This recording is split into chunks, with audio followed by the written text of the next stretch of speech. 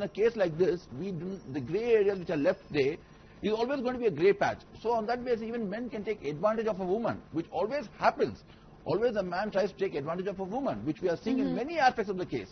So we have to be very careful. I think the Supreme Court has to put down something else attached to this on what their judgment they have given and how they are going to go about it.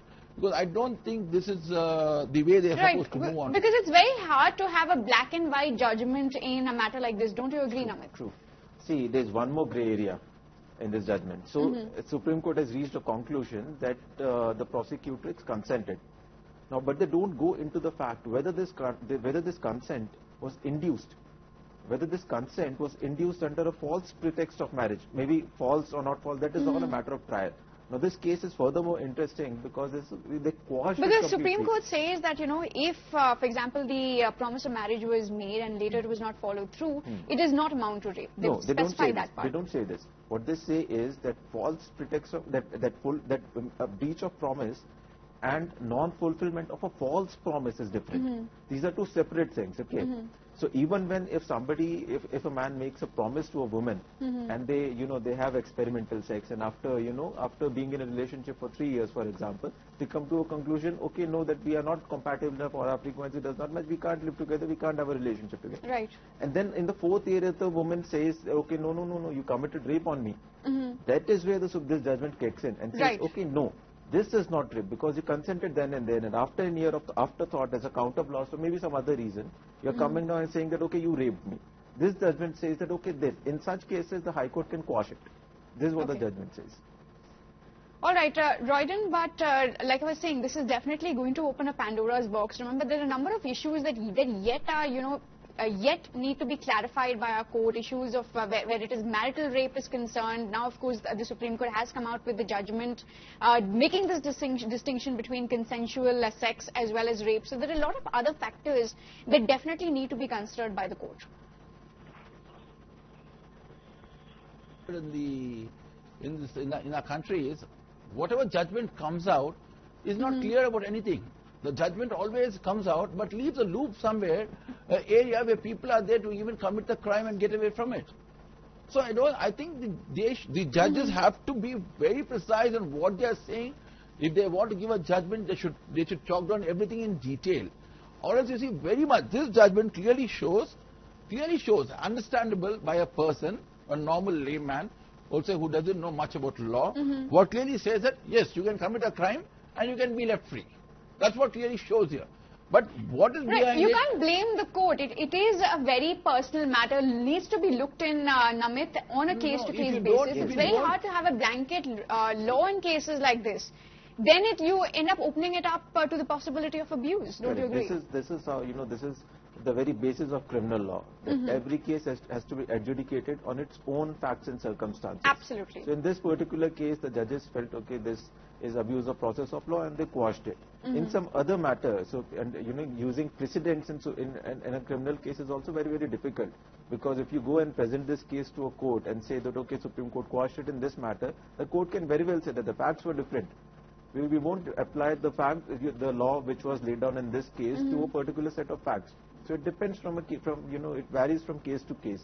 So saying this, that a blanket order has been passed and that there is a very huge difference between consensual sex and rape, that is not correct.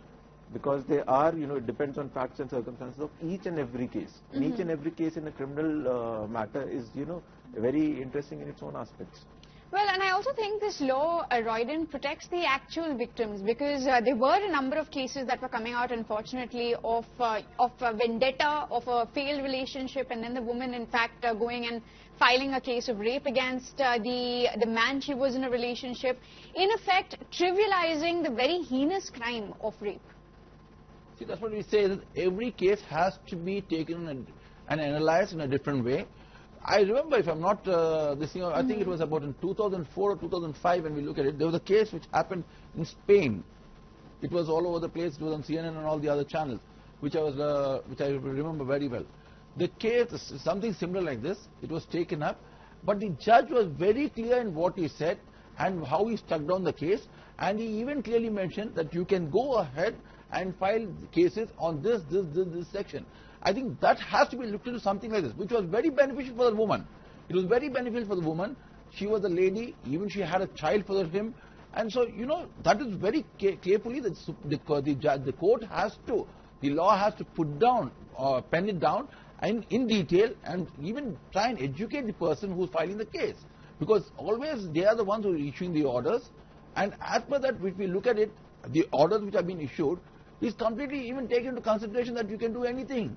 You look at so many cases, not only this case. Right. There are so many other cases which we look into where the courts are not clear in what they are saying.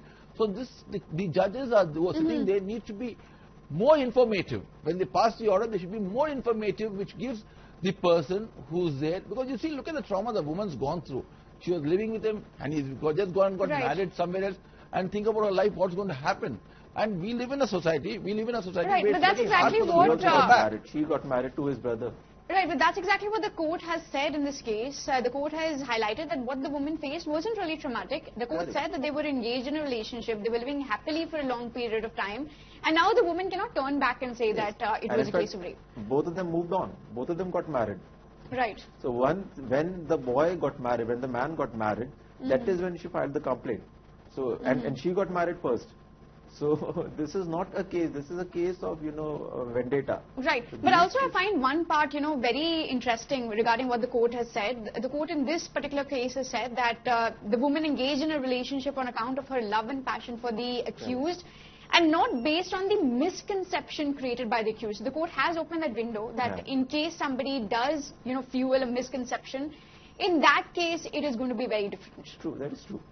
So what this judgment, you know, I personally feel this judgment is, you know, based on settled doctrines of law, and this judgment is legally correct. What Royden says is that, you know, that there should be a principled way of approaching a case and not judge-centric. In this particular case, the judges may have felt that, okay, this is fit for quashing. In another set of case, you know, in a different bench, in a different quorum, perhaps the judges may not feel that this is fit for quashing.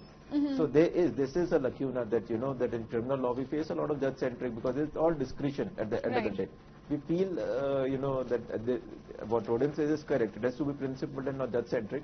But, you know, it varies from case to case. There cannot be a formula, because, you know, these are all legal aspects. Right, absolutely. It can't be a formula. It is hard to have a formula and get a solution. So it has to be very, you know, calculative, and, you know, because this is all justice. We all consumers of justice at the end of the day. Right. Like, for example, in Royden, in this particular case, the court, while giving out the judgment, said that the woman had admitted to being in love with this particular doctor whom she filed a case against, and admitted to living happily with him out of her own volition and not being forced into it. Itself. Absolutely. That was, in fact, said in the FIR. Here, what she wanted and what she had to say, it was very clear. But what the judge said over here also is very clear. But what we say is, this reference of this judgment is going to take again into other cases. We are going to see other references put in against this in the same case. Using this, there is always a reference. And what happens in the court, whenever there is a reference put in, it is overlooked. And you know, the judges take the same reference without even going through the entire case. The case is even dealt and the verdict even passed. So we should be very careful in what we do. What I am saying is the judge has to be more careful in what he does. You should not leave a grey patch. Wherever you leave a grey patch, it is bound that people take advantage of it. In the situation, see, everyone wants to take advantage of the situation. So when somebody commits a crime, and we see that they want to take advantage of it, but I think the court has set a very important precedent, but we'll have to wind this up. We're completely out of time. Thank you, Namit, as well as Shashanka Bhuvnagari and Royden Roach for joining us on the broadcast. Now, what the Supreme Court has done, in effect, is protect the actual victims of the crime, ensure that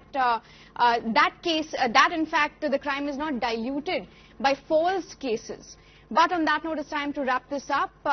Time for us to slip into a quick break, but stay tuned. India Ahead at 9 is up next.